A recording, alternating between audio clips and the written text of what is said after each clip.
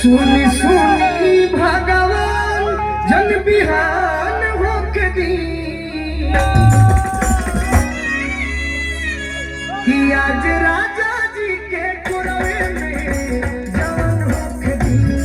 आज राजा जी के कुरवे में जवान होके दी कि आज हो पहिला मिलनवा मिलने सजनी के सजनवा।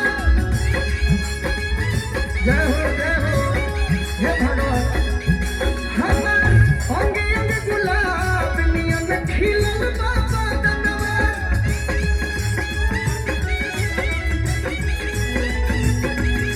सुनी सुनी भगवान जन बिहान होके दी कि सुनी सुनी भगवान जन बिहान होके दी। राजा जी के कुरवे में जवान होके दी। आज राजा जी के कुरवे में जवान होके दी।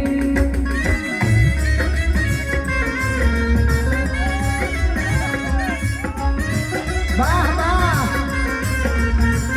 ये नया देखो दिया हो गया खातिर नौजवान भाई लोग नवा नवा लगा पैसा के मेहनत मिल जाए तो खूब खुश रही है सब।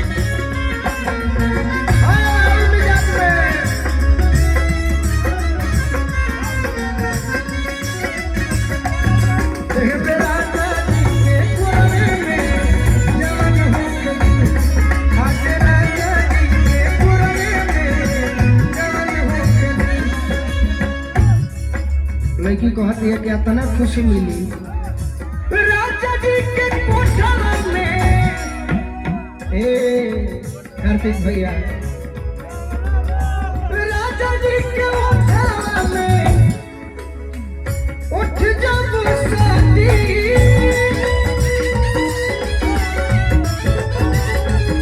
राजा जी के कोठा में उठ जब शादी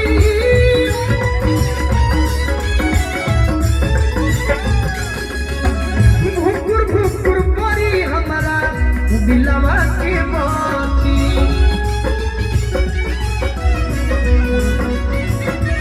हाँ भुकुर भुकुर बारी हमारा दिलवा के बाती।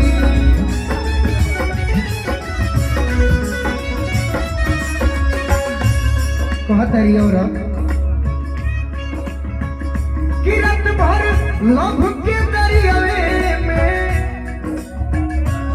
हे भगवान जी हमार दिल के बात सुन ली और जो मन में मनोकामना बा आज पूरे कर दे। किरत भर लोभ के दरियावे में मेहान होके दी। आज राजा जी के कुरवे में जवान होके दी। आज राजा जी के कुरवे में जवान होके दी। बाबा फिरोज भैया बन रही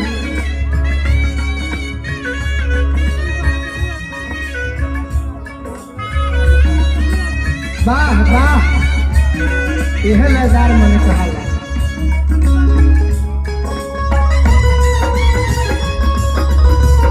वाह वाह आनंद भैया हे बलकुल भैया हंसत रहा।